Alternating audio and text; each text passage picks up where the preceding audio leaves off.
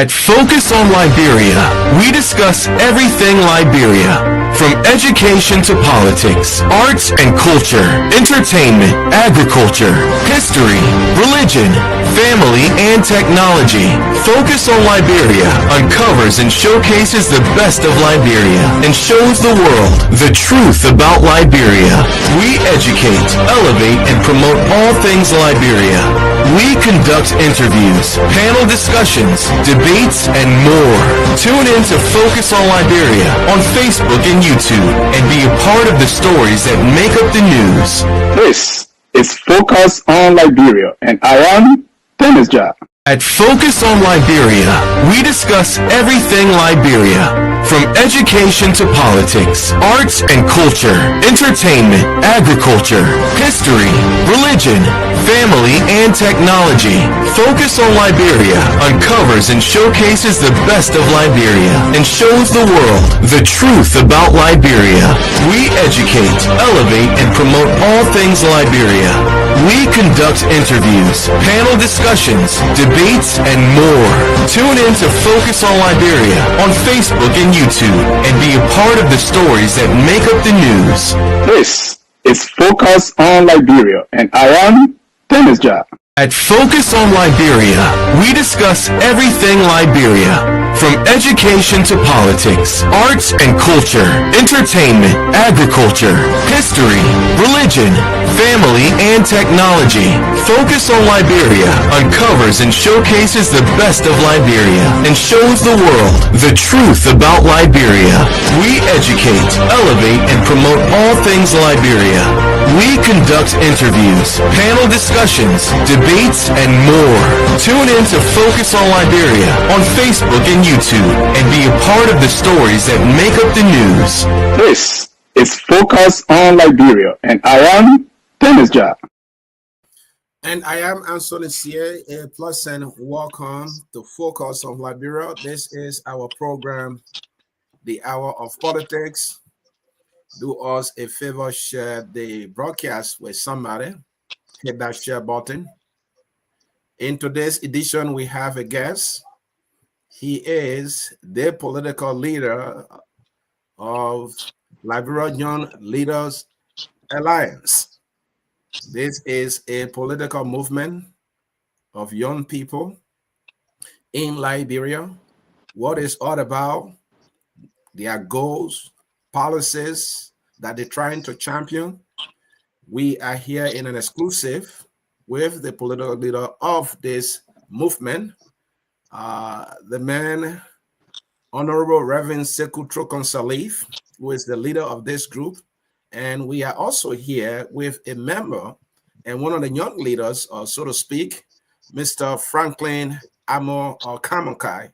We will be discussing with them about this political movement in the Republic of Liberia. So if you are just joining us, we really, really want to welcome you. And so let us get started. Today we sit with Honorable Sekou Trokon Salif, the political leader of Liberia Young Leaders Alliance, an ambitious activist movement shaping civic discourse and young engagement across Liberia. As the nation looks ahead to 2029, questions abound about the alliance political trajectory, leadership philosophy, and national vision.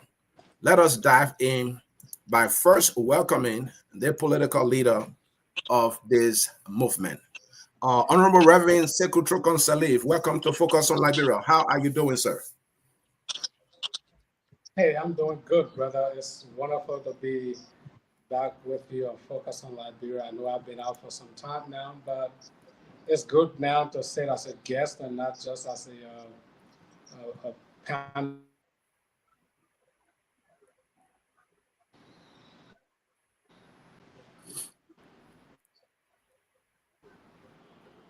Yeah, the internet connection is little here with our chairman. All right, thank you. The internet is a little rough there, but let us welcome. I heard you say the chairman, the man Franklin Amo Kamonkai. Mr. Kamonkai, welcome to Focus on Liberia. This is your first time So we really want to welcome you with our ceremonial color. This is a water in a clear barrel. Our heart is as pure and clear, and we welcome you wholeheartedly. How you doing? Thank you, thank you, thank you. It's an honor to be on your show at this point in time, where we have come to discuss Liberia and as well as the Liberian Young Leaders Alliance. So it's an honor to be here. Like you said, it's my first time on your show, and I hope that we will be able to digest well, so that the Liberian people will come to understand what we stand for and what we are going for as young people in this country. So thank you. And my understanding is that you are the chairman. Correct me there. What is your role? Yes, I'm the national chairman. I'm the national chairman of the Liberian Young Leaders Alliance. Indeed, this is a young leaders alliance because you are young and you are the chairman of this movement. Well, congratulations on your Thank you. very incredible role, being the chairman of a political movement of young people in Liberia. I think that is fundamental to our national growth. Well, folks in cyberspace who are just joining us, again, we want to welcome you as we sit with these leaders to have a serious conversation about their political movement. Let's get started. Let's start with you, Irmo Salif. We know now that you are the leader of Liberia Young Alliance, Liberia Young Leaders Alliance. What inspired the formation of the Liberia Young Leader Alliance, and what core values drive its mission, sir? Great. Once again, thank you for having me, Anthony. What inspired LILA, the Liberia Young Leaders Alliance? The young people sat back and they took an introspect uh, and a retrospect of our country. And they saw that since 1847, since that was the year of independence, well, they're not going all the way back to 1822, but since 1847, look at where Liberia is. Uh, there's no dividend of democracy that you can see here. There's no dividend of leadership that you can see. You come to Liberia, there's just nothing. I was in the Unification Town yesterday, smell notice, where I grew up, and I was telling my wife, I said, this is where I grew up. And more than 40 years, smell notice right by the airport it's even retrogressing every day, because when we were kids, it was a better place to stay. So, and that's what you see in the entire country. You see complete retrogression. There's no progression in Liberia. So, and every 6 years, I mean, since 1980 or 86, every 6 years we have elections. We elect president, we elect leaders in the legislature, and these people, president occupy the office for 6 years, and the senator for 8, 9 years, representative. I mean, and there's no dividend of their leadership. The people are suffering. You drive around town, it's complete frustration and disappointment and despair. That's what you see around here. And so the young people decided, what, we have election every 6 years, and people come to town. They use the young people to do things, to rally for them, vote for them, and at the end of elections, they turn their backs on the young people. No programs for them, no opportunities. And so they decided, what, we're tired of selling our votes to these politicians who use us, misuse us, abuse us, and just don't care about us. In fact, what's the adage they use? They said, we are like the dump truck. They use us to build, to construct, and then afterwards they tell us we can't even come close to the building. So they decided we want to do things differently because the definition of crazy is doing the same thing the same way all the time and expecting a different result. So they decided they want to change the status quo. They're not going to recycle politicians in their works. So they don't want anybody in 2029 who has ever been in the political space in Liberia. They want a completely fresh face. And they constituted themselves before I even met them. They constituted themselves and they were only praying, looking for somebody to lead the movement, and I didn't know them. And through divine arrangement, our paths crossed, and they decided, hey, we think God is saying you are the ones we should rally behind. So that's where Lila, Liberia Young Leader Alliance, that's how it was born, through introspective thinking and retrospective thinking. They decided, no, we're not doing the same thing the same way all the time. We want a completely fresh face who will come and turn around this country and give young people hope and give young people opportunity. And so they reached out, and ever since then, we've been walking the walk and talking the talk. Thank you. We will assess whether you people have been walking the walk and talking the talk. Mr. Kamukai, you are the chairman Yes, sir. of the political movement of young people. I listened to your political leader yes that you put yourself together and you were tired about people being recycled and not meeting your needs and the needs of the country in a transformative way. So you felt that you needed to come together as young people. And here you are the chairman. Tell me, how has it been?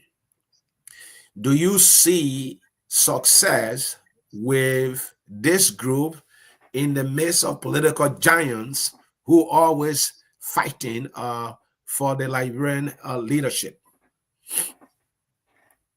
Thank you. So it's nice to be here again. Let me just correct a few.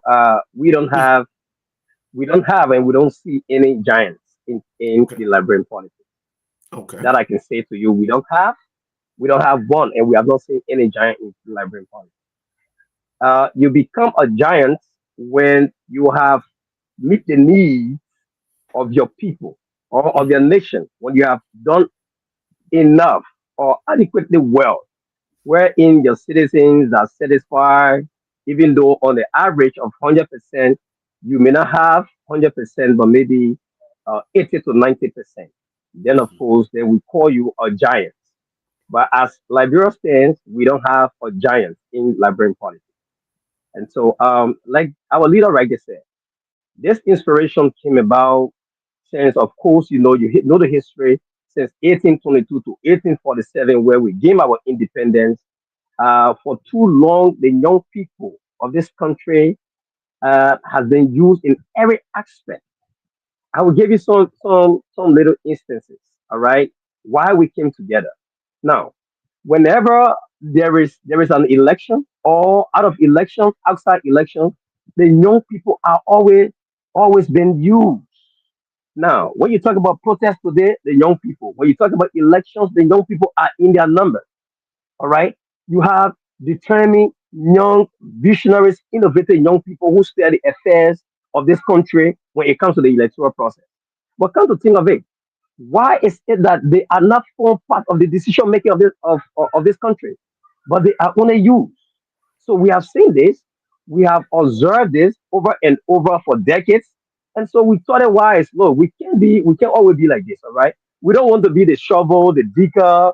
I mean, the fucklet that built the executive mansion and cannot enter. Why? When you look at the average, we are 5.5 population according to our census. I stand to be corrected. And if that be true, uh, the young people of this country constitute 65%. That is, we are in a majority. The young people of this country constitute 65% of it. And if that be the case, then at 65%, if you do your mathematics, I may not be good in mathematics, but that is almost 3 million plus. So out of 5.5, we are 3 million.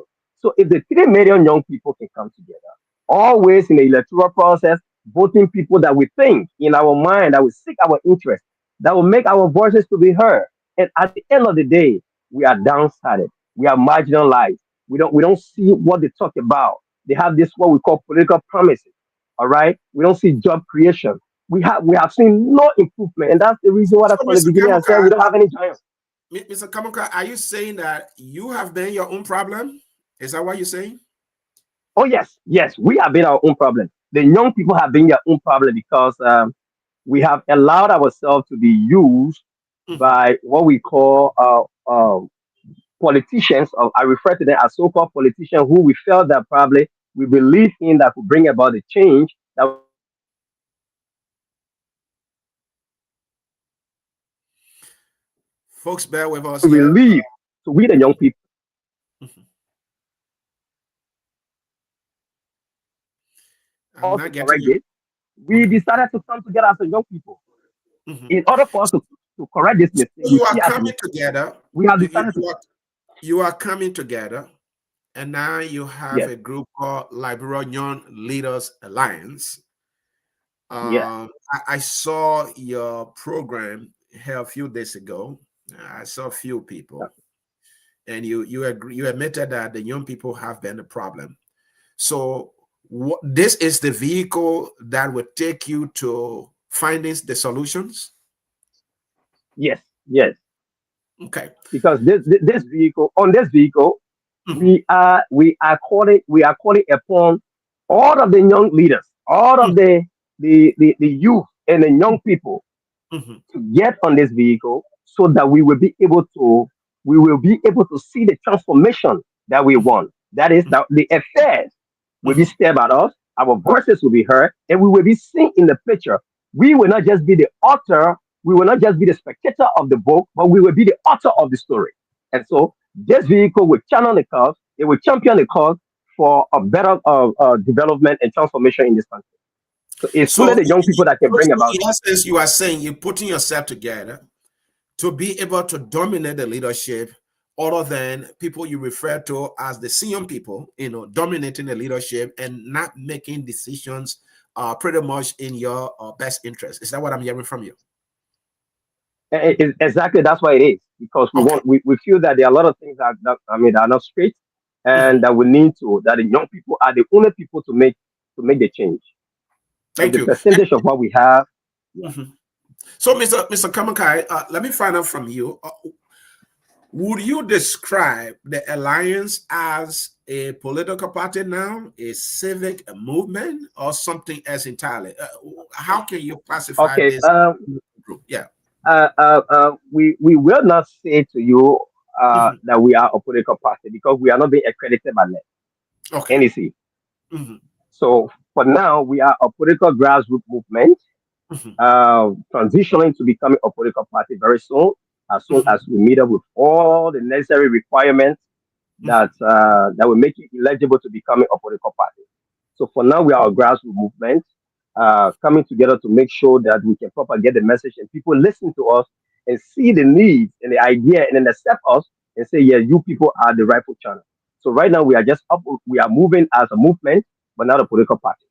But this And is what the is right the point length? and this is the right channel. What is the length of your ambition right now? How far are you prepared to go with this? Ah, it's beyond because right now I'm telling you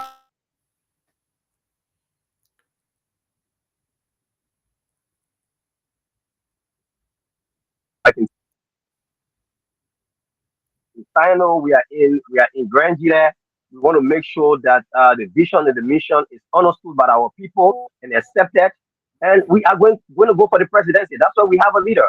We are going to make sure that the changes will not only be for the presidency, but the entire, let's just say, district of or senatorial seat.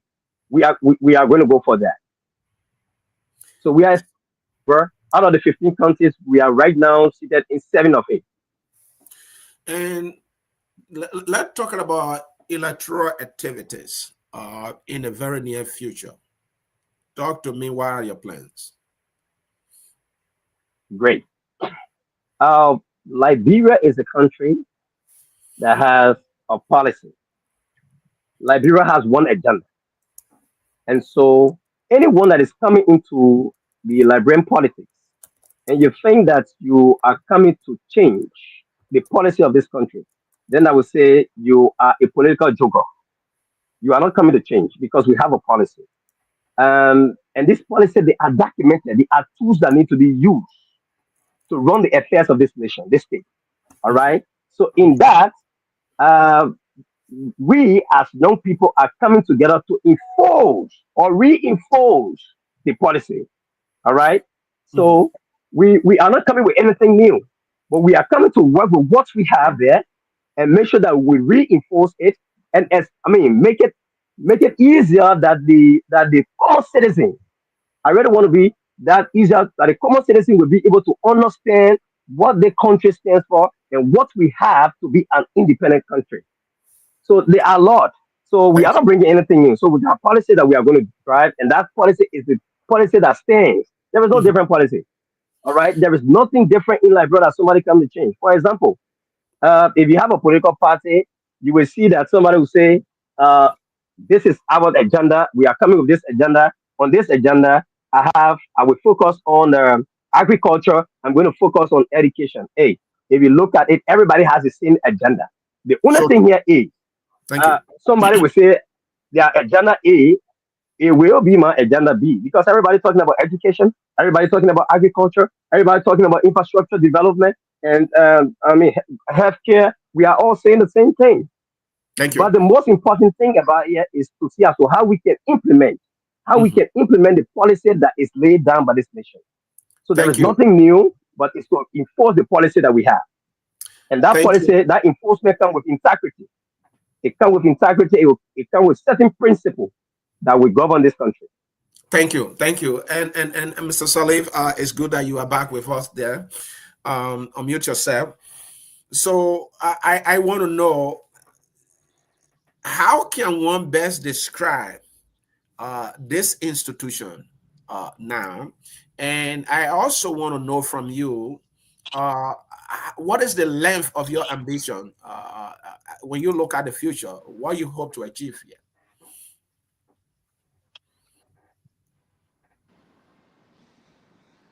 Good question, Anthony. First and foremost, let me congratulate Focus on Liberia for reaching the milestone of 1 million views. I think that's a great achievement. And kudos to you, to Dennis, to all the panelists and Focus on Liberia family. Congratulations. It's a well deserved achievement. And I think we can backstand that for some time while we put in the work to at least get to 2 million and beyond. Back to your question, what is the length of this? What is the ambition? What's behind all of this? We're looking right into 2029. We cannot continue business as usual, Anthony. Look at the country. I'm sure you've been visiting back home. I mean, I came back with some guests from the States, and right from the airport, they've been very discouraged. One of my guests is from Trinidad. One is originally from Barbados, and the the one from Trinidad was like, look, we had so much high expectation for Liberia. While sitting in a car driving from the airport, he called his wife and he said, I'm disappointed because all the expectation was just too high. And he was completely let down. And that was a slap to the face because since 1847, and if this is all that we have, then that means we need to do something drastic to change the status quo. The politicians they never loved this country because people who love their country, they would take care of their country. People who love their homes, when they say they have visitors coming, they take care of their homes. So to have this kind of country where we invite foreign visitors, foreign heads of states, and they come here all the time.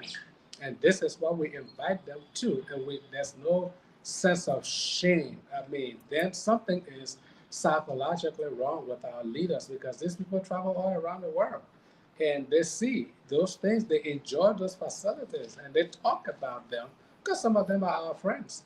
And then they come home, they can't even replicate that. So honestly, the length of this is 2029. We're having a complete change. We got to overhaul the entire system. These people don't mean well for this country. They are just in it to grift. They are just in it to line their pocket. They are just in it for the fanfare, to just for the self-aggrandizement. They really don't have any mind of leadership. Because Liberia, you don't need a degree to understand what the problem is. All you need are your two eyes. Just drive around and see the degradation and see the retrogression and see the desperation. You don't need a college degree to do that. You just drive around. If this is what we have, and people are spending millions of dollars every year, just squandering millions of dollars on frivolous things and with no fiscal responsibility, then we need to change the entire system. So the long and short answer to your question, Anthony, the length of this thing, what is the ambition? 2029, Young Leaders Alliance, we're taking over the helm of affairs. So we are inserting ourselves in the body politics of Liberia, and we are going to change the status quo. We need people with integrity. We need people with vision. The entire country, and I was telling my guests that look at Liberia, it was built with no vision. Countries that were built with vision, you see them. We went to Guinea, we went to Ivory Coast on this trip, we were in Ghana on this trip. You can see vision. Liberia, there's no vision. Even from the founding fathers, they built Monrovia and Cinco. I mean, it's well laid out, but they only built it for maybe the 100 people that were living there at the time. They never saw 2025. They never saw the population explosion that will happen. So they just built the city for they and their family with no forethought that one day the population is going to explode. And look today, the current leadership, they're not even doing anything to say, hey, we got to do things differently to cater to the next population. They're just not doing anything. There is no vision, Mr. and they need Salih, to get out of the way. And Mr. that's what Salih, Lila is saying. one would think that in order for you to Yes, succeed, since your yes, organization is the young people of Liberia, and the chairman, Mr. yes, Kamakar, cited the statistics about 65% of the population in Liberia is youth.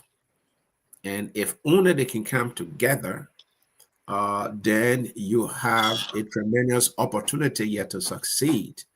The challenge I see is that will you be able to have these young people agreed to be part of this young leader political movement and support it entirely to the end? I think that's where your challenge is. So my question to you is, how do you intend to have every young leader in Liberia or young person in Liberia to see that this is their institution? Because if you look in CDC, for example, you see a lot of young people. You look in Unity Party and other political parties, ANC, you see them. And once you are divided, then you will have a difficult time. So tell me how you're going to do it.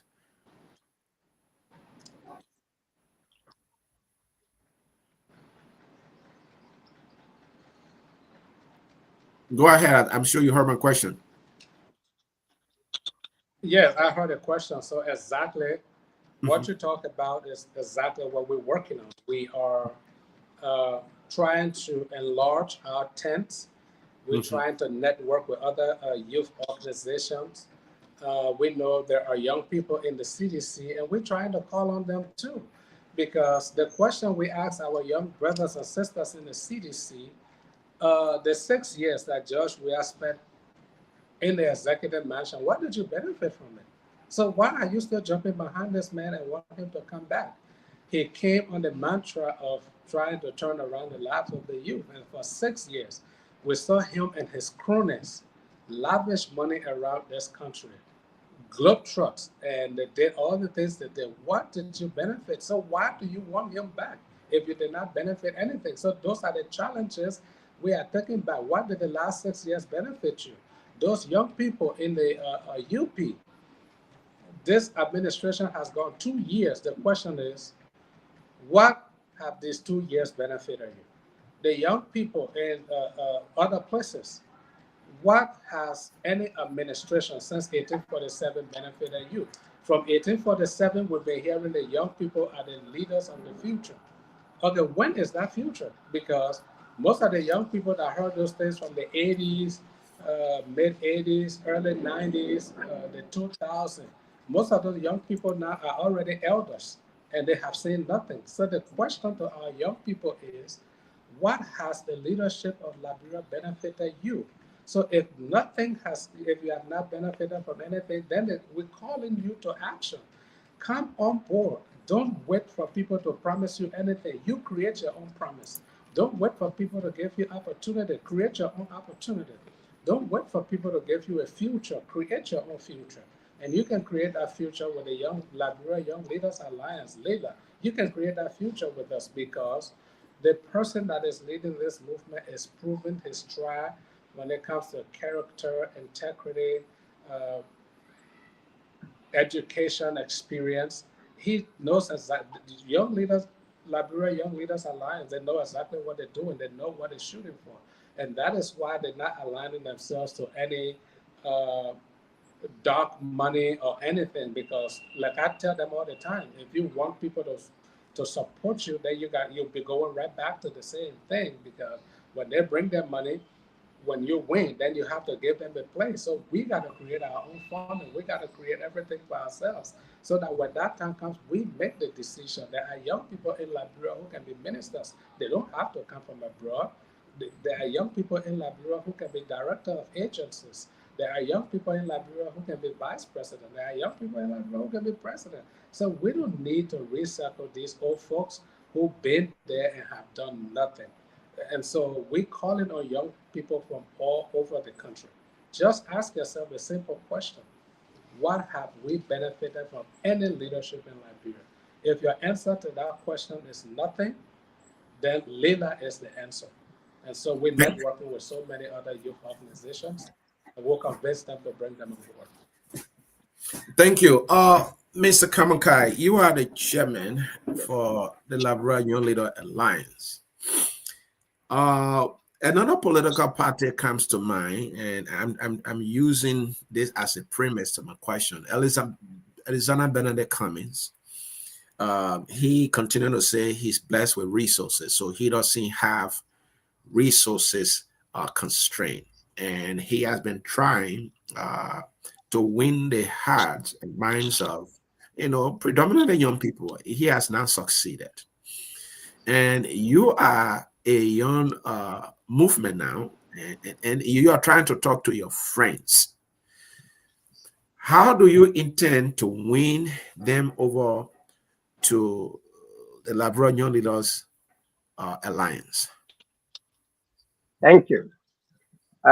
You talked about the ANC. Every political institution in Liberia has the youth assembly, or uh, uh, whatever we call it, uh, center of a political institution. So this is it. The name itself sells itself. The name Liberal Young Leaders Alliance is, by extension, already inviting all of those young people from civil society organizations, from all political institutions or political parties to join. It's an open invitation. The name itself, Liberia Young Leaders Alliance.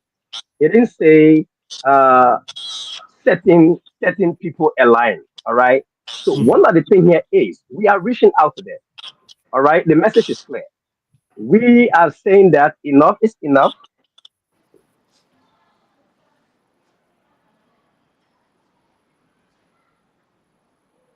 Go ahead. By political party. So if any sound man, if any young man who want to see prospect, who envision Liberia as a country where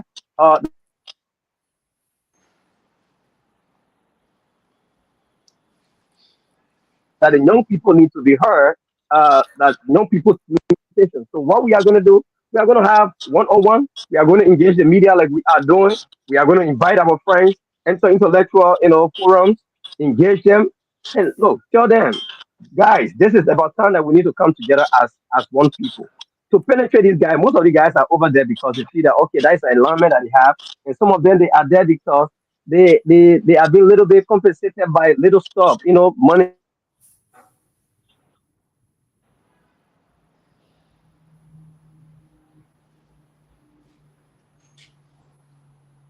that very difficult for us. People will continue, the politicians continue to use the young people, make things very difficult so that we can highly find our way through, all right, to be able to navigate the system. So if the young people want to see the better change and that we want our voices to be heard, we want to form part of the decision making process, then we need to for them to join the struggle and see as to how we will all organize ourselves as young people and raise our voices up so that our voices can be heard. I will tell you, Chief Anthony, that we are prepared. We are prepared in every direction. God be God, we have a leader that is also prepared that has been far away from political, operation in this country. He has not been part of the political setting, all right, surrounding. And this is a leader that we believe in. So it's easier to enter into all those guys, I mean, our young leaders, to invite them. We are not forcing you, but this is about it. And we believe that since we have the number, we have the percentage, if we can only come together, forget about whatever that they have been offering us, because that's what they use. They offer Mhm. us little things. I will tell you this 2026 is coming. We are almost closing 2025. 2026 is coming. We will start to get more friends. People who never, Anthony, you never used to call me, but you start calling me. All right? Now, 2027, the alignment with friendship will increase because election is just close. So they will start to get to those people that they feel that could not deliver, that will do nothing because they want to be recycled. This time around, the young people need to understand that we don't need to recycle anybody. We ourselves can make it. We have the potential, we have the innovation, we have the determination, and we have the knowledge that we have acquired over the years for too long that we have suffered. So it's just a broad and clear message. We don't need rocket scientists to come and tell the young people at those so-called political parties that look, this is it, this is it. They are just a few. But what the young people are looking for, or the youth are looking for, they are looking for the sense of direction. And before we Thank you. started, you said, let me turn off my phone, put it on silent because people be calling for direction. The young people are looking for direction, and we need a perfect direction. Since we felt that we elected those people so that they can direct us the way that we want it to be, and we are not seeing it that way, it is now time for us to come together and direct ourselves. And we are in a capacity, we are in a position, we Thank are you. strong enough to direct the affairs of this nation. So they will come on board. We will Thank not you. call. They will come. They themselves will see as we continue to navigate. Mr. Kamuka, thank you. Folks, you heard him there that they are strong enough, and we will see if that strength will be able to survive the test of time.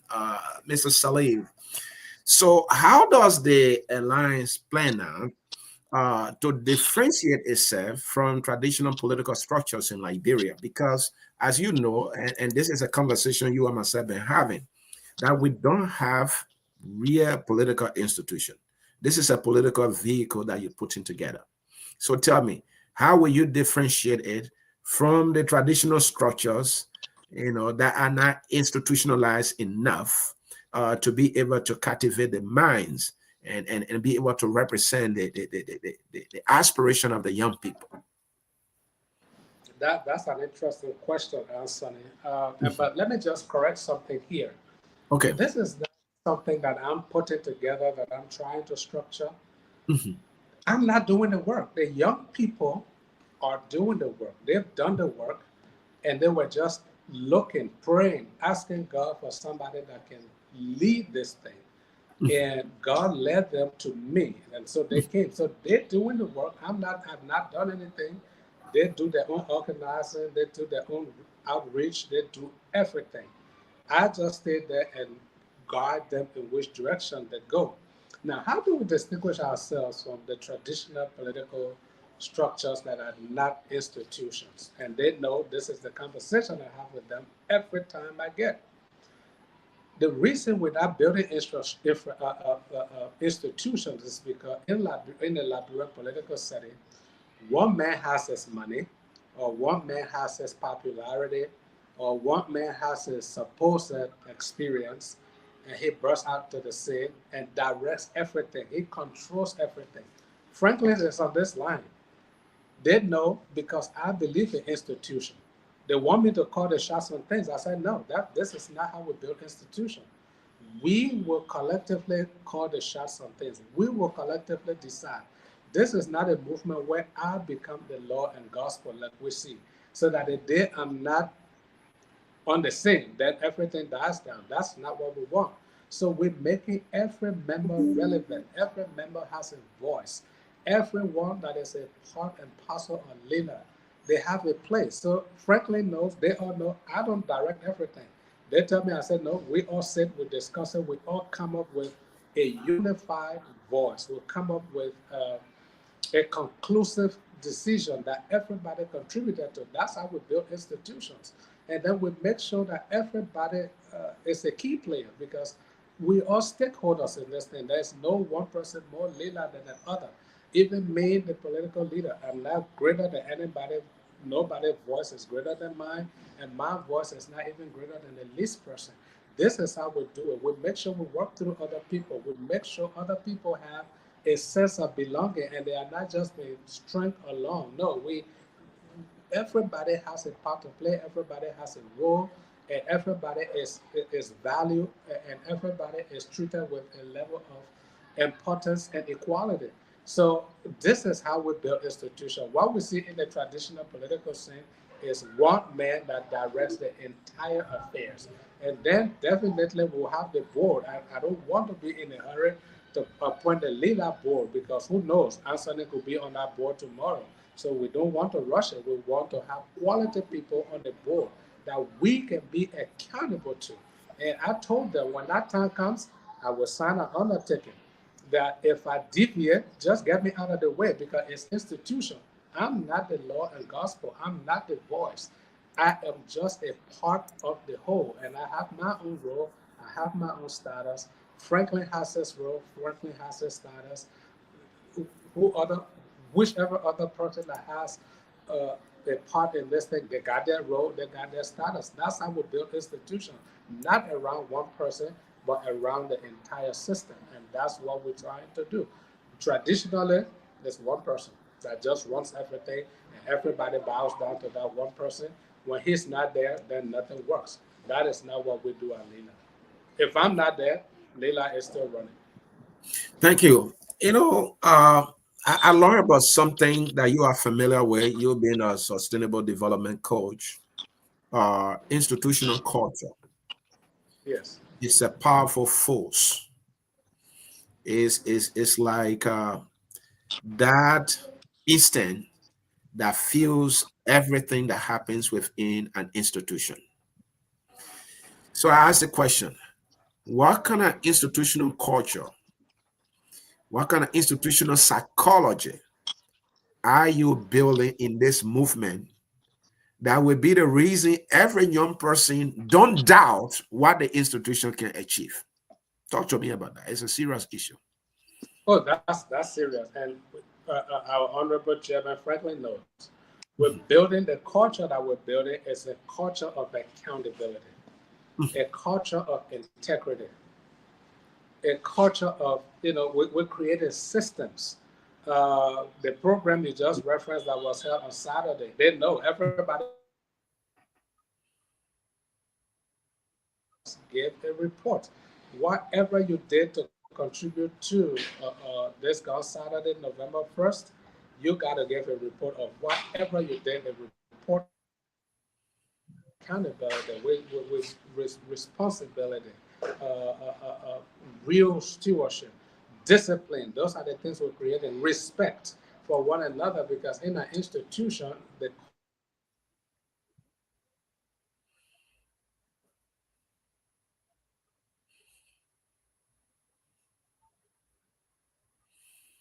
Folks, please bear with us. Internet is always an issue in our country.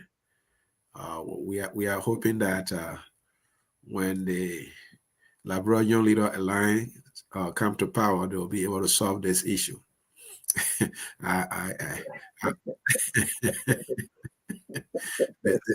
This has been an issue. The internet is a very transformative development tool, and I'm not sure we have made significant investment in it for a long time. I don't know when we'll ever get it. The internet is everything in the world today.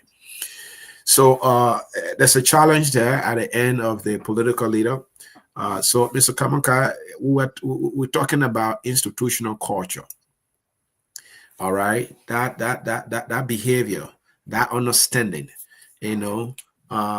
that philosophy, that psychology, that makes every member, to want to take ownership and believe that everything is possible, when they play their part. Talk to me about that.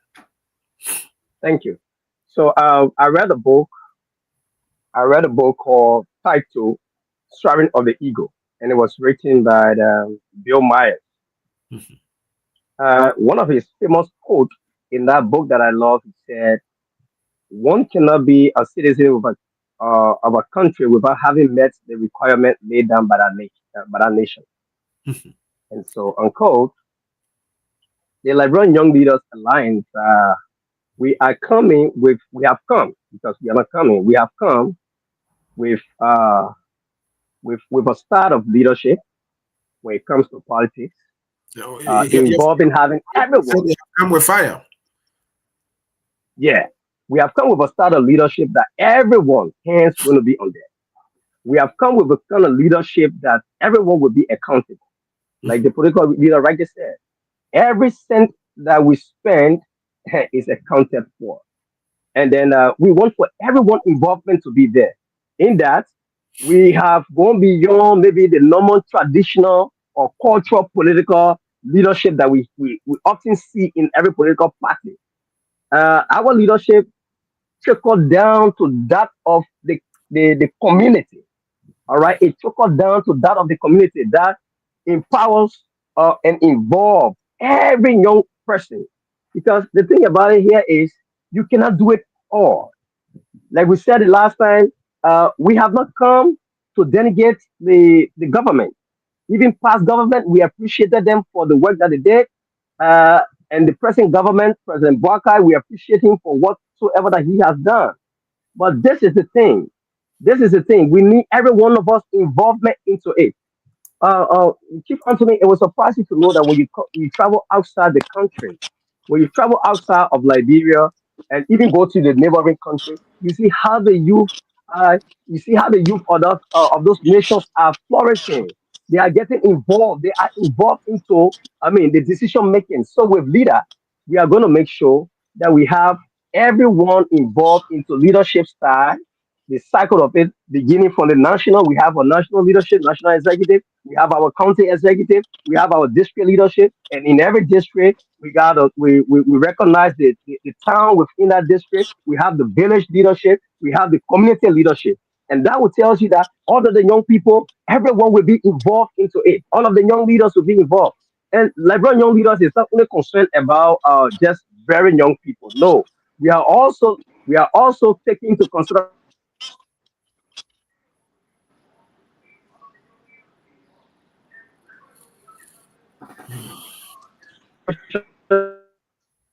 we want to see the best happening for this country. But those are people that have not been given the opportunity.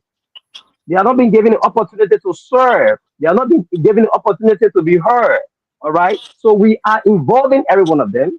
All right. You can be 40, 45, 46, I mean 50, 52, 53. And we are fighting. We are going to make sure that the political ancestors we have no voice anymore. And that's why we are coming with fire. The political ancestors, we know that the war ancestors are people who live and die and they're gone. But in politics, we have what we call political ancestors. Political ancestors are people who are survived, who are past the age 65, and you think that you are coming to get your retirement benefit, you are going to arrange your funeral, to save your money, to focus on your rest money from the country and focus on your family. No.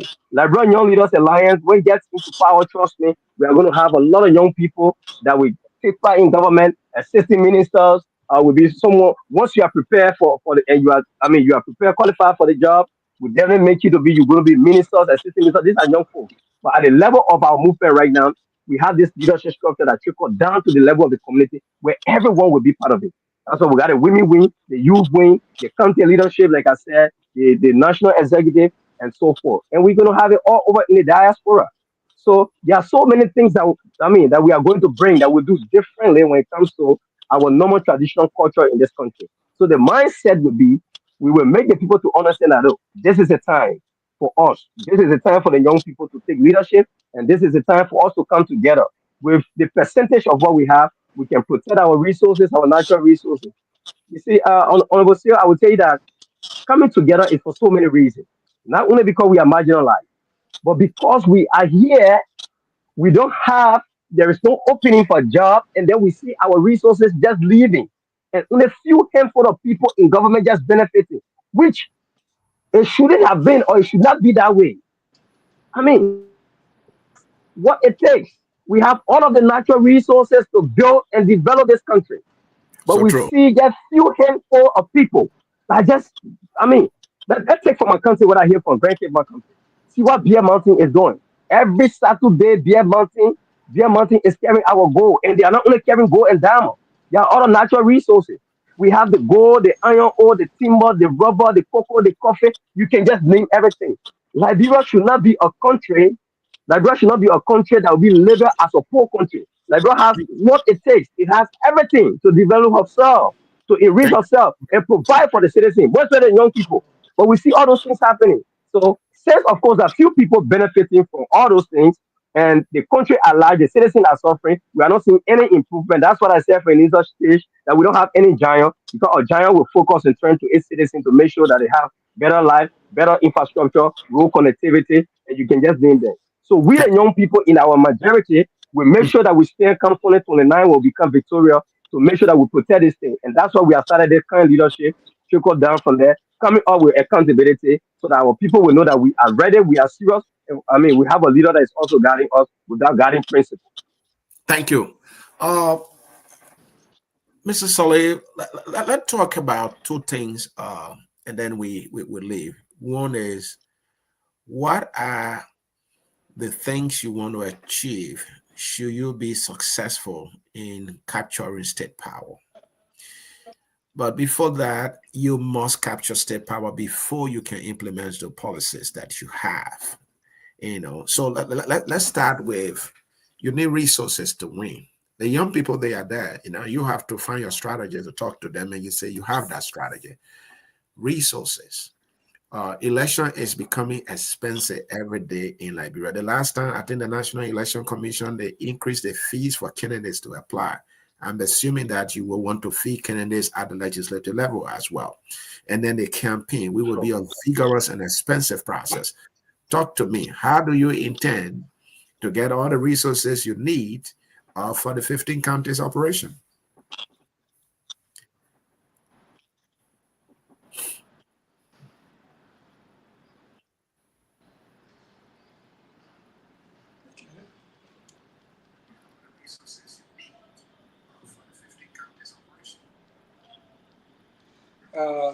Great question, Anthony.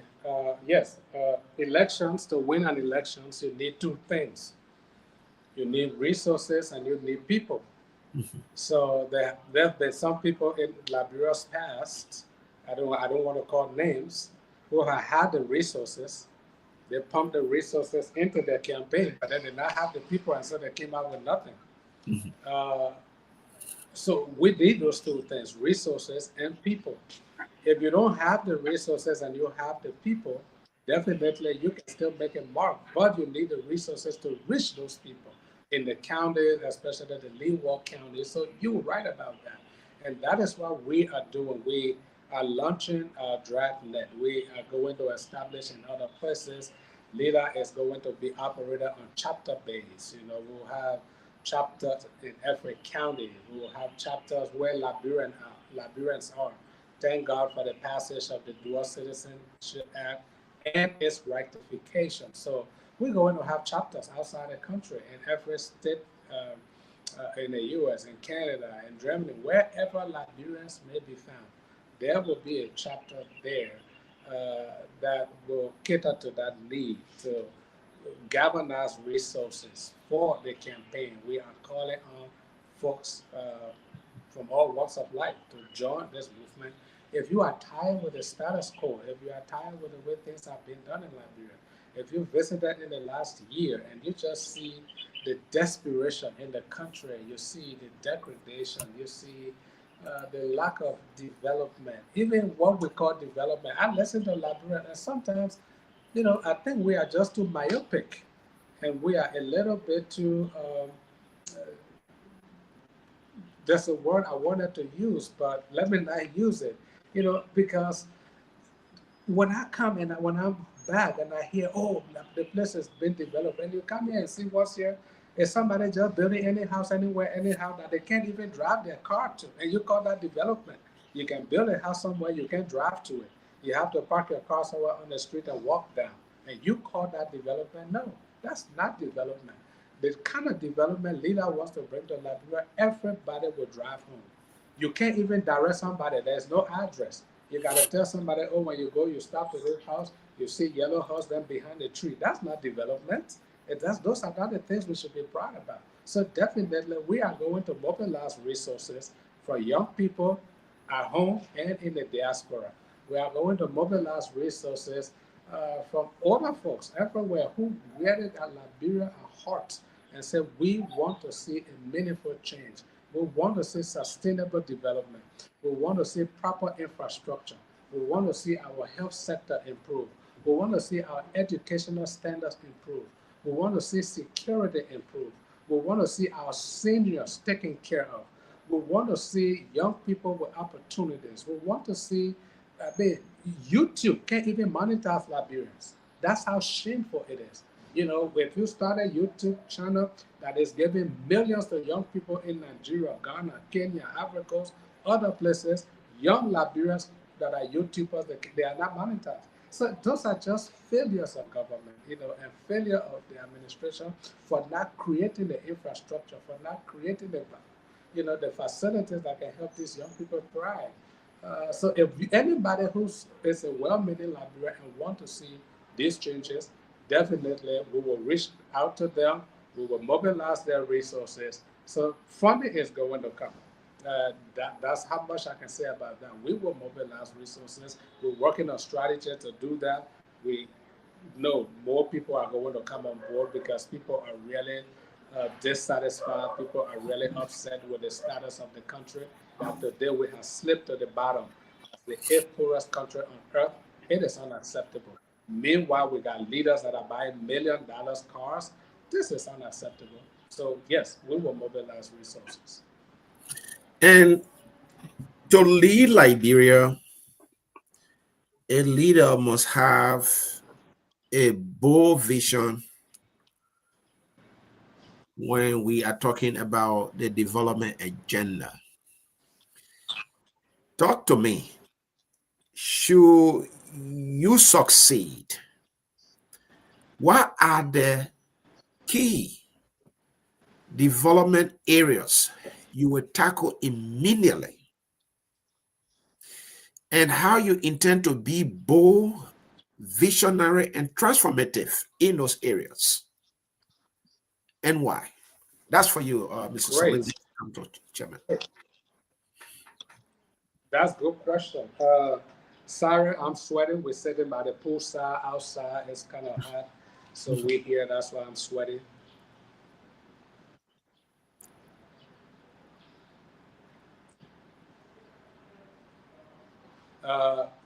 Can you hear me? Yeah, you're loud and clear. Go ahead. The internet kind of fluctuates. Okay, thank you. It's kind of choppy on my end, but definitely we are developing a bold and a robust vision for this country. There are certain things that gotta be put in place. Some of them are not gonna let them out of the bed that early because we don't want other people to think, oh, this is what we're doing. But you see, whoever's going to lead Liberia and transform this country, you got to be bold, you got to be tenacious, you have to have the heart to do it. And I think maybe that's why God is selecting me because I have the heart to do it. You know, it's not going to be business as usual. Some of the things that we are going to do when we take over the reins of power, listen, no government official will go for medical treatment outside this country. Because if you think you work in the executive, you're in the legislature or wherever, and you can just buy a ticket, fly, go to Ghana, go to America, and attend hospital, the question is, the people who put you in that power, which hospitals do they go to? If government officials can fly out of this country to seek medical attention other places, they will never improve the medical facilities here. So one of the bold steps we will do, we are going to ban any government official from seeking medical treatment outside the country. If you do that, you lose your job because the people who got you in that seat, they don't go outside the country for medical treatment. And we will put our foot down and do that. And I want them to hear me, especially those in the executive right now and those in the legislature. Your time is coming. A new sheriff is coming to town. Keep doing what you do. Destroy the health facility in Liberia and get in plane and go. From 2029, from It's never going to happen. That will no more be business as usual.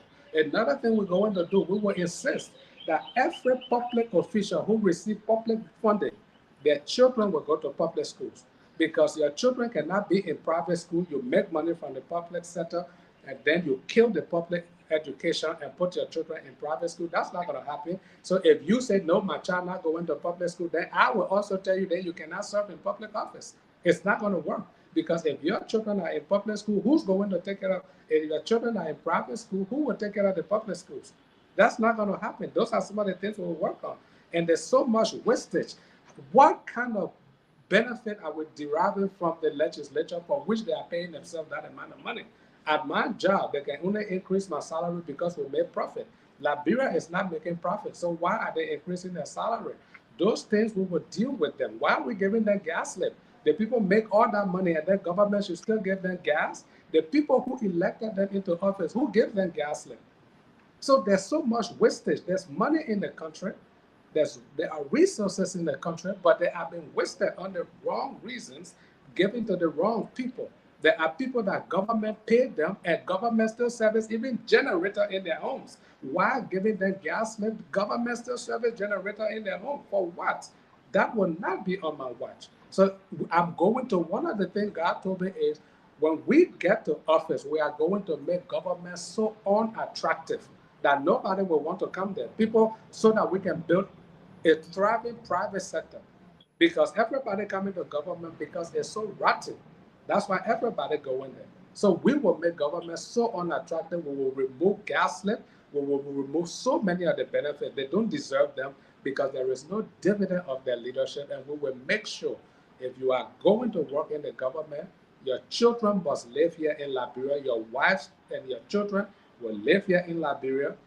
Your children will go to school in Liberia. We will pass laws that the only time you leave Liberia to go abroad to study will be for masters. From ABC to your bachelor degree, you do everything here in Liberia. If we insist on these rules, then we will improve the system. If we insist that government officials cannot travel out of the country for medical help, then you will be forced to improve the system. I will also insist, I see no roads, the traffic, and then somebody will just put on siren and push everybody else from the road. That will never happen. From my office to the vice president to whoever, we will all sit in the traffic so we can feel it.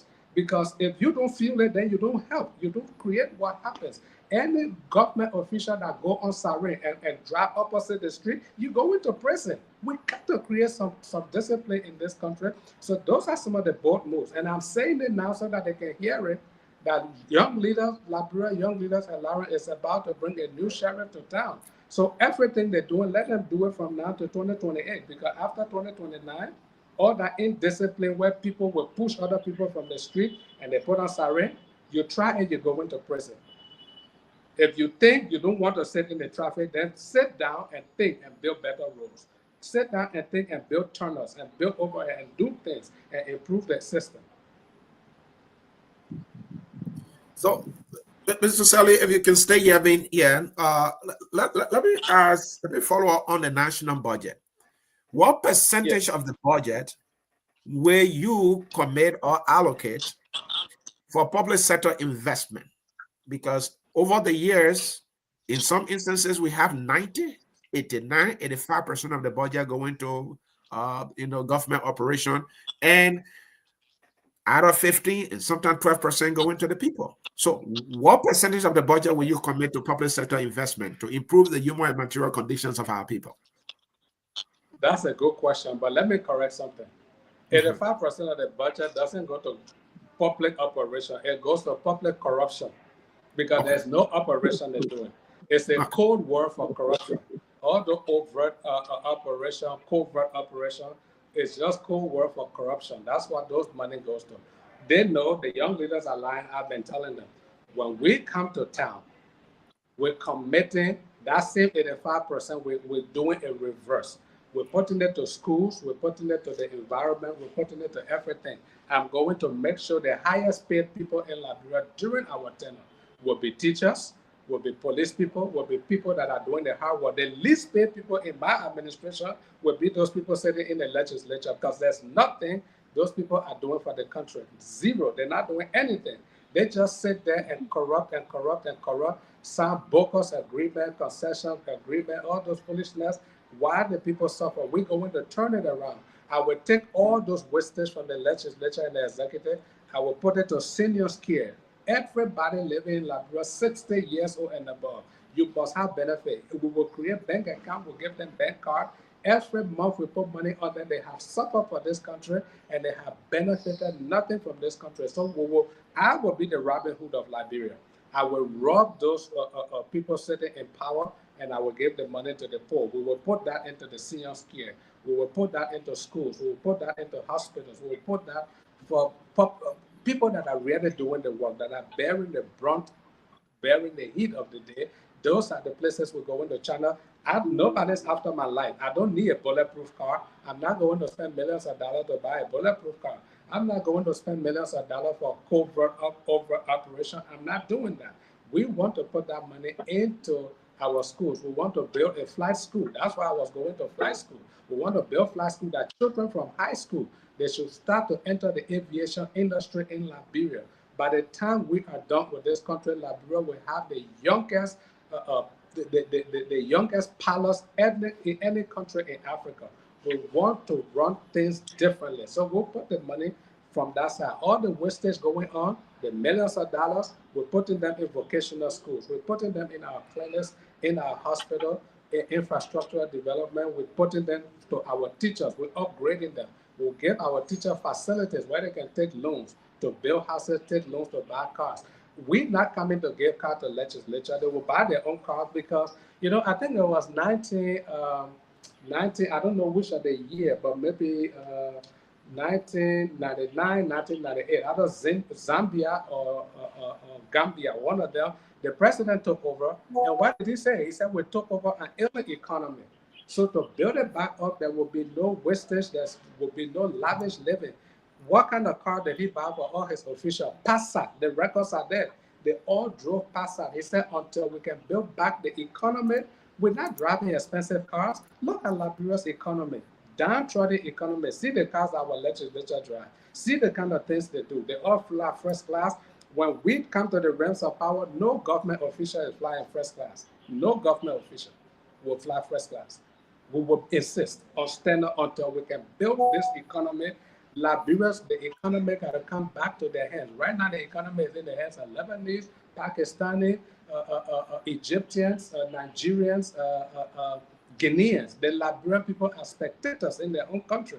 We got to put the economy right back in their hands. The current labor minister is just selling work permit like crazy and bringing foreigners. Liberians are unemployed. You know the level of unemployment. So why not develop your people, build capacity to put your people to work instead of selling a work permit to foreigners to come and take the job that we already don't have?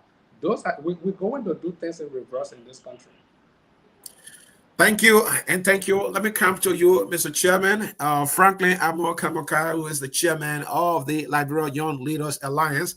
From your side, as a young person, what kind of robust, transformative, bold, and ambitious plans you want to see for the young people of Liberia so that they can be able to compete everywhere? Firstly, we want to see, we want to see on Liberia.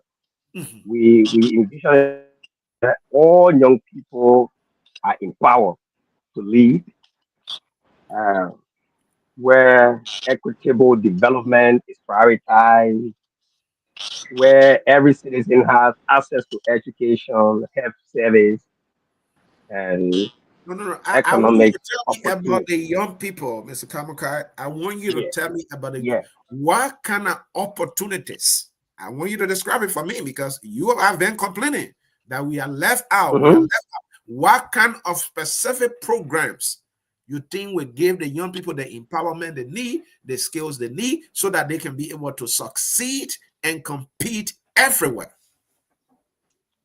Firstly, to be able to empower the young people is to create is for the government to create the opportunity for the Mhm. young people to be self-employed. of self-reliance. Mhm. That's one thing. Because you see, a government, any government or any nation that cannot provide or that cannot create an opportunity for the youth or for its youth, that nation definitely is bound not to succeed. Mr. Kamuka, I'm So, sure you agree yeah, with yeah, me. I'm sure you agree with me. You want a massive yeah, skills educational programs for the young people yes, immediately. So talk, immediately. what are the kind of skills that you want to see the young people being given on day one when you are in power? So one of the thing here is we understand that yeah, education is the key, and then we want, but most importantly, we want to see our young people being involved into a lot of vocational skill training that they will be able to, if not to navigate through the government system, This but current even the government private under sector. GMB, Mr. Kamaka, the current government under Yeah, GMB talking about providing computer skills for 10,000 people. I'm not sure where they and are with that. So we talk have to not me. seen that. Yeah, but tell me We, about yours. What will you do when uh, because computer now is revolutionizing the world. Your political and, leader was talking about in Liberia, the young people in Liberia cannot monetize their YouTube and and that is it. free And that is what we making talk millions about. of We talk dollars. about improving. Uh-huh. Yeah, we talk about improving, bringing Mhm, technology to the young people. mhm. All right, technology is one of the aspects So, that so we you have don't to want to look see into. computers in the school in Technology Monrovia? is one of the What's aspects about that we have Gandhi? global war is just about everything now. Yeah, the entire global war is about technology. So we want to see our assets where you can be as far as Maryland in Grand Gile, in River G, and then you will have access to technology. Mhm, Like right now, we're talking about we just right here in Morovia, and even right now, the political leader is having some breakthrough in internet because it's cracking because the mhm, technology is not strong. So we want to see the young people getting involved, actively involved into technology. We want to see them actively involved into skill training, like getting involved into the engineering department, constructions.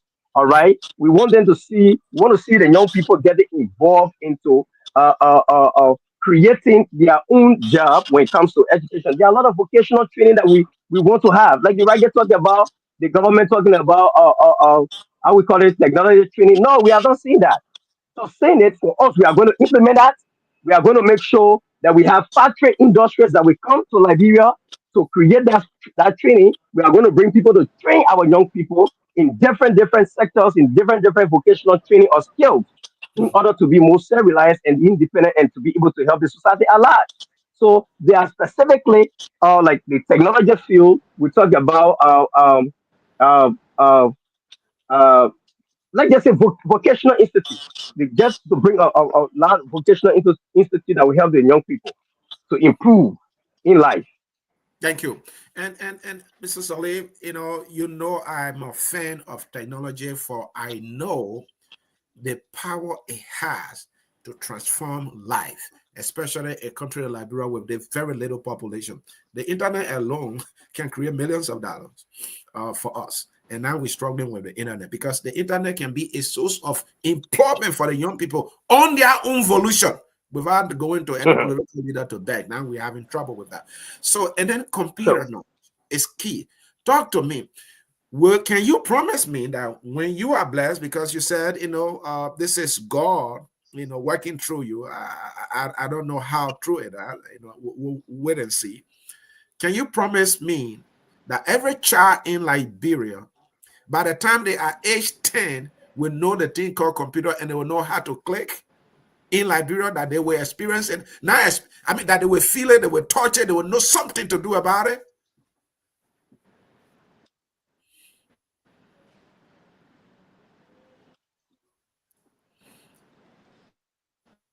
that's why we're talking about technology.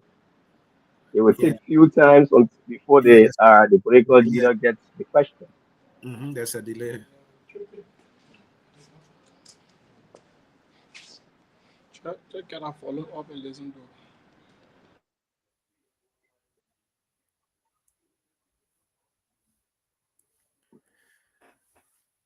Wow. The So delays. one of the things that the political leader always talk about here, that honor his regime as president of the Republic of Liberia, he will make sure that from the kindergarten we have Kenya is doing it. All right. Once you are in the kindergarten, you will start technology study. You will start to know computer. All right. Kenya is doing it. We are not different from Kenya. Kenya is just right here in Africa. So, like you rightly said, computer is one of the most self-reliant and employment that we have that we can use to empower our young people and that we can also use to transform this country, Liberia. You see what is happening in Ghana, in Nigeria, and other countries around, where you see most of our young kids, our young people, or the youth in those countries are involved into content creating. They are not looking at the government again for jobs, but that's what they wanted from the government.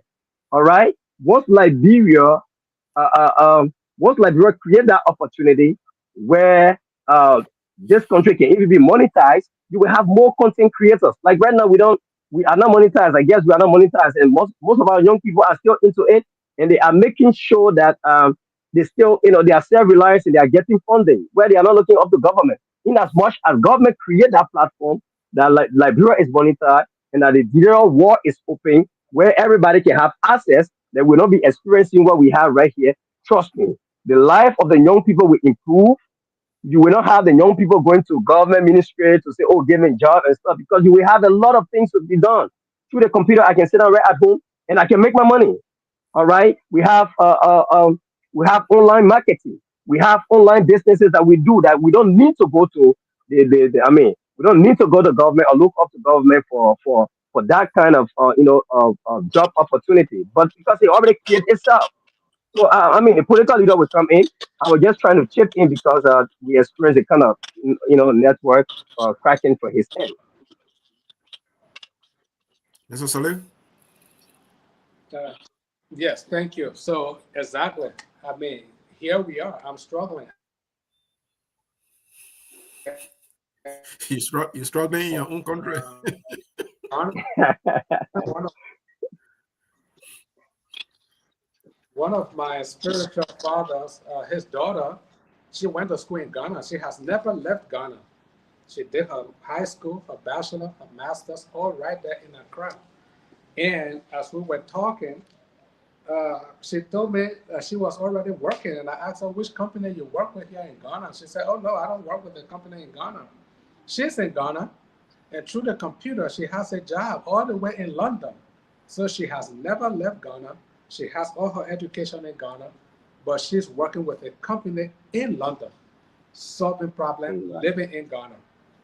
Do Liberians have access to those kind of things? No, those opportunities. No, we don't. We need those access. We need those facilities. I inspected our school that we have in Habel, Bahan Fire School. And there we already have two computer labs where we're already teaching young people computers. People don't know these things. These are things we do quietly. We were there. I will send you pictures from the lab and other things that we're doing. So we want to see things improve in Liberia. It looks like our leaders just don't care that young people are making millions in other countries off the internet. They're making millions. In Liberia, we are just left behind. A young man, when I was in Philadelphia, I think my nephew was telling me he got a scholarship to go, I think, from Cottington University to Temple University in Philadelphia. And he happened to be in class with my nephew. And my nephew said, "Listen, Uncle Trevor, like, it was embarrassing that this guy came from Liberia, those high school lab things that we did. We're in university, he doesn't even know them. We go to lab, he doesn't even know what to do.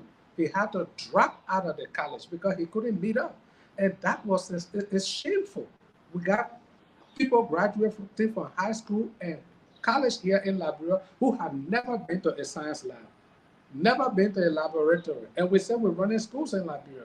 We got to improve the system. And that's why Lila is putting their foot forward to change some of these things. Internet will be a must. We need fiber optic cable running across Liberia so that people can have easy access to internet. Doctors should be in the hospital and they should have access to internet. The airport, our pilots, our ground crew, and everywhere in this country, business people, they should have access to the internet. I should be able to use Google to drive around, but nothing is structured. The internet is what's ruling the world now. In Liberia, we are left behind. Our young people cannot compete with any young people from any other country on earth today. And those are the things we have to change. And our leaders think it's fun that they just go there and waste money on themselves and their family, and they leave the young people hanging. These young people will soon turn old. The people dying needlessly for a little sickness that should not kill people. Everybody dying in Liberia. Those are unacceptable. Those are the things we will do. And when you talk about, I failed to mention just 30 seconds, when you talk about some of the robust ideas that we want to have, what some of the things we're going to do, because this whole movement is about young people. When we take over the affairs of this country, we are going to ban foreign music from the airwaves of Liberia until Liberian music can take center stage in the Liberian culture. Until Liberian movie can take center stage in the Liberian culture, we'll ban anything foreign until we can grow our own music industry, our own movie industry, our own entertainment industry. We Liberians have talents. We got to promote them. We will sponsor young Liberian YouTubers. They can also go across the globe and they can showcase Liberian culture. Today, if you live in the West, you talk about African culture. The only thing everybody knows is Nigerian because they are the ones out there. Okay, so we can also do the same thing, but we got to put our resources in the necessary places and not putting it in corrupt officials' pocket. So we are coming with bold strategy. We're coming with bold determination, and we're going to change this thing around for the better of everyone and not for the better of the few at the top. Gentlemen, I can't thank you enough. Mr. Saleh, when you return to the United States, we will continue on the conversation. We want to grant you an exclusive where you will also sit with the CEO of Focus on Liberia. The search for national renewal continues. And you know, we are focused on Liberia. We believe that we Liberians have the potential to do so. And our problem has been we are yet to find the kind of leaders who will be selfless enough to put the country and its people first so that everybody can benefit. And so until we see that, look no further. Look no further. yeah, until we see that, we will talk to every Liberian who has the heart and desire to see a Liberia that prospers, a Liberia that excels, and a Liberia that we are all proud of in a more fundamental way. Gentlemen, let us close. Let's start with you, Mr. Chairman. What is your parting words? Young people are listening to you today. They have been Yeah. listening. What assurance can you give them that when they come around the Liberian Young Leaders Alliance, they will not be let down as others have done to them? Thank you. So let me just say to my fellow young Liberians and youth of Liberia that the Liberian Young Leaders Alliance is not owned, firstly, is not owned by Mr. Kemoka here. It's owned by the Liberian people, most especially the young people. I'm inviting them to join the struggle. This is a struggle, a revolutionary struggle for the young people to make Liberia a better one. And so, so the Liberian people, with the numbers of young people that we have in this country, more especially the youth, that when we take power together, we will do better. Because our entire aim is to make sure that Liberia be the country that we want to see as young people, and to also help to be able to protect our natural resources, because these are areas that we focus on to be able to develop and improve this nation and to also improve our.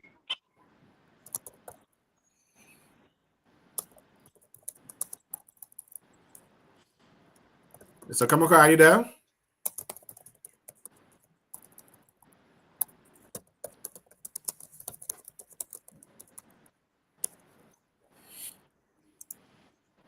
Well, it seems to be his internet too has got into trouble there. Yeah. So, Mr. Saleh, please give us your closing statement. Thank you for the show. Thank you for the interview, Anthony. And this is my closing statement to every young Liberian out there. The war in Liberia started on December 24, 1989. That means this year has been 36 years since the war started. That means if you were 10 years old when the war started, you're 46 years old now. And then you can do all the other math. If you're 5 years old, if you were 15 years old when it started. The simple question is, what have you benefited? What have you benefited? And if your answer is nothing, then come and join the Liberia Young Leaders Alliance, because we are making the bold move to transform this country for the better. Come and join forces with us. Reach out to your families, reach out to your friends, reach out to your classmates, reach out to your neighbors, reach out to the people you go to church with, your workmate. Reach out to them and say, listen, there's not going to be any more business as usual. So 36 years ago, we fought the war, and then you can add your age to that. If you benefited nothing, come on board. 2029 is decisive. We will change this country for the better, and I can make it a promise. If you don't see things happen in the first 100 days, protest in the street till I resign. Protest and push me out. And you won't even have to protest. Just say this was your commitment you made, and I will step aside. But I can tell you, we mean business, and we need you on board. Come and join the movement. Let us go change the destiny of our country. We are in the free fall right now, and we can still course correct. We have time to course correct. Please don't make the mistakes we made in the past by taking $50 from somebody, taking a cup of rice from somebody, taking T-shirt from somebody who has never known you, and then election says suddenly they are your friends. Don't do that. On board, and let's change our country for the better. Thank you, Anthony.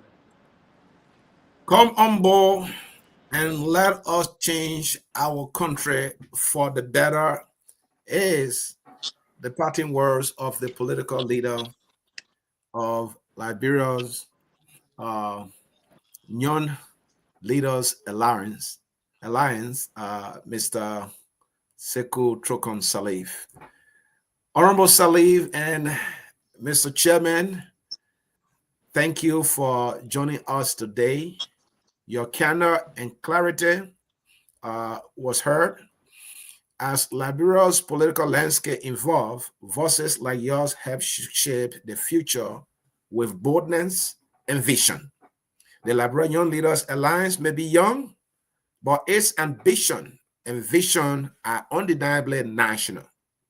I am Anthony Sier, and this has been a worthwhile conversation. With that, folks, we say thank you for watching. We hope to engage with you sometime in the future. We now close with our song that says, "We are all Liberians." Thank you for watching, and bye-bye, everybody. We are Liberia. Liberia is our home. Liberia people.